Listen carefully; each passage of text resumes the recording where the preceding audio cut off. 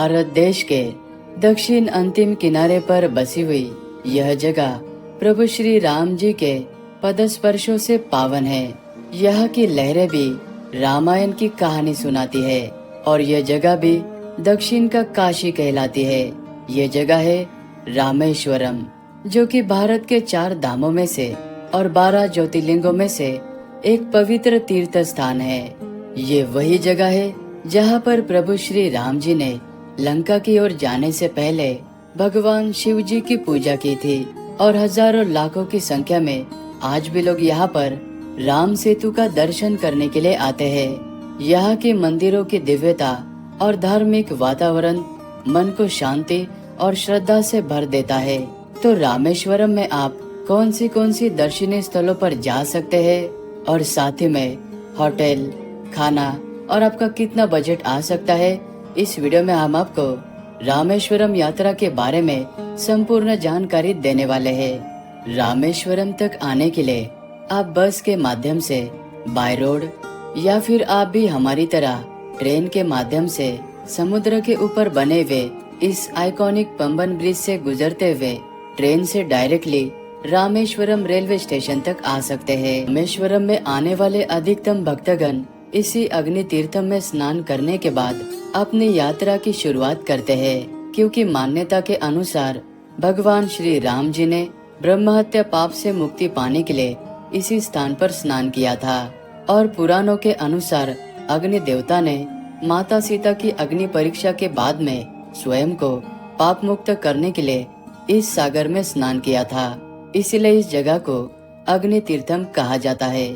और ये है रामनाथ स्वामी मुख्य मंदिर। अग्नि तीर्थम में स्नान करने के बाद भक्तगण मंदिर के इस नॉर्थ गेट यानी कि उत्तरी प्रवेश द्वार से मंदिर के भीतर प्रवेश करते हैं और मान्यता और प्रथा के अनुसार मंदिर परिसर में बने हुए इन 22 कुंडों के जल से स्नान करने के बाद अपने गीले वस्त्रों को बदलने के बाद सभी दर्शन करने के लिए जाते हैं। मंदिर के अंदर चलकर जाते वक्त आपको इस मंदिर की भव्यता और दिव्यता का एहसास होगा, क्योंकि यह मंदिर अपने 1200 मीटर लंबे और 1212 नक्काशीदार स्तंभों से बने हुए कॉरिडोर यानी कि स्तंभनुमा गलियारों के लिए यह विश्व प्रसिद्ध है। और रामायण के अनुसार प्रभु श्री राम जी ने रावण का वध करने के बाद अपने ब्रह्महत्या पाप से मुक्ति पाने के लिए रामेश्वरम में भगवान शिव जी की पूजा की थी। तो उन्होंने इसीलिए हनुमान जी को हिमालय से शिवलिंग लाने के लिए भेजा था, लेकिन सूर्यास्त होने के लिए थोड़ा ही समय बचा था और हनुमान जी देरी से लौटे तब तक माता सीता ने समुद्र तट की रेत से एक शिवलिंग बना लिया था। वो शिवलिंग रामलिंगम कहलाया था और हनुमान जी के द्वारा लाए गए शिवलिंग को विश्वलिंगम कहा गया। आज भी मंदिर के गर्भगृह में रामलिंगम और विश्वलिंगम के बहुत ही अद्भुत दर्शन होते हैं और ज्योतिर्लिंग के पास में बहुत ही खूबसूरत माँ पार्वती जी के भी दर्शन होते हैं। मंदिर में दर्शन करने के बाद हम निकल पड़े धनुषकोडी की ओर, जहाँ पर राम सेतु है। लेकिन रास्ते के बीच में सबसे पहले आपको ये कोदंड रामर मंदिर नजर आएगा। भक्तगण यहाँ पर पहले दर्शन करते हैं। पुराणों के अनुसार ऐसा कहा जाता है कि प्रभु श्री राम जी ने यहीं पर रावण के छोटे भाई विभीषण से पहली बार भेंट की थी, जब विभीषण ने अपने भाई का साथ छोड़कर अधर्म का विरोध कर प्रभु श्री राम जी की शरण ली थी। युद्ध के बाद में प्रभु श्री राम जी ने यहीं पर विभीषण का राज्याभिषेक किया था, जिससे वह लंका के राजा बने थे। और इस मंदिर के गर्भगृह में धनुषधारी श्री राम जी, लक्ष्मण जी और माता सीता, हनुमान जी और विभीषण एक ही गर्भगृह में विराजमान है। इस तरह से ये मंदिर भक्ति, मित्रता और धर्म का प्रतीक कहलाता है। और ये जगह है धनुषकोडी, जिसे अरिचल मुनाई भी कहा जाता है। अपनी भारत की आखिरी सड़क यहीं पर खत्म हो जाती है, क्योंकि इसके आगे बंगाल की खाड़ी और हिंद महासागर हजारों किलोमीटर तक फैला हुआ है। और माना जाता है कि ये वही स्थान है, इसी जगह से राम सेतु का निर्माण कार्य शुरू किया गया था। प्रभु श्री राम जी के आदेश पर नल और नील नाम के वानरों ने अपने संपूर्ण वानर सेना के समेत श्रीलंका तक जाने के लिए राम सेतु का निर्माण इसी जगह पर किया था। और प्रभु श्री राम जी ने अपने धनुष के अग्रभाग को यानी कि कोड़ी से समुद्र को छुआ था, इसीलिए इस जगह को धनुषकोडी नाम पड़ा। और धनुषकोडी गांव में आपको ये लाइट हाउस भी नजर आएगा।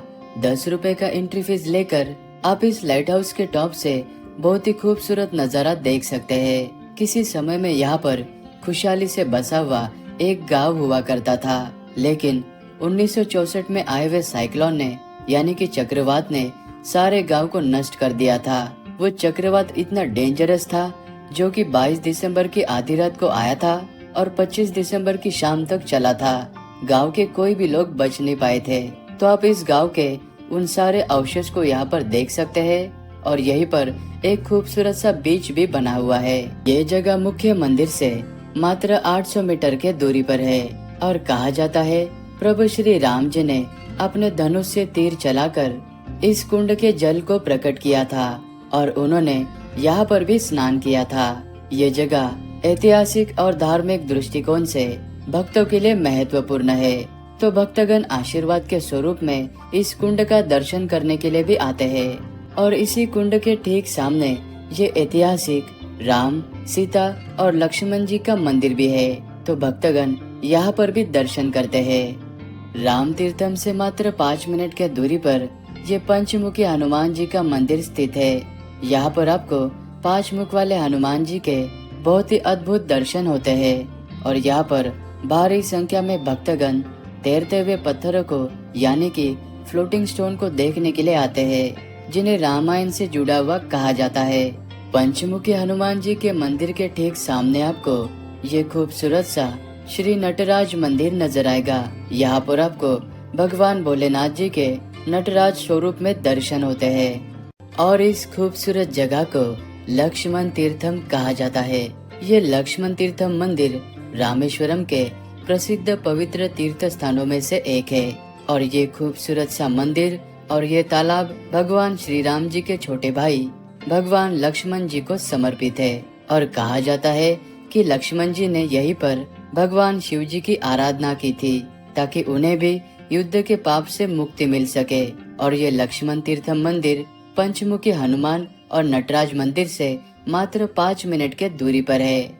और आप इस रामर पादम मंदिर में प्रभु श्री राम जी के पद चिन्हों के भी दर्शन कर सकते हैं। और साथ ही में वेलोंडी Theertham, doctor APJ Abdul Kalam sir का घर और मेमोरियल और ये पंबन ब्रिज, ये सभी जगहों पर भी आप जा सकते हैं। और रामेश्वरम में होटल की बात करें तो मंदिर परिसर के आसपास में कई सारी धर्मशाला और होटल्स है। और मंदिर के इस पहले मुख्य गोपुरम के आसपास में कई सारे खाने के लिए होटल्स बने हुए हैं, जहाँ पर आपको नॉर्थ इंडियन से लेके साउथ इंडियन तक सारे खाने पीने की चीजें मिल जाएगी। और यहाँ पर आप 2 जन घूमने के लिए आते हो तो पर पर्सन 4000 के अंदर ही आपका खर्चा आ जाएगा। और यहाँ पर आप इस तरह का ऑटो हायर करके सभी जगहों पर घूम सकते हैं।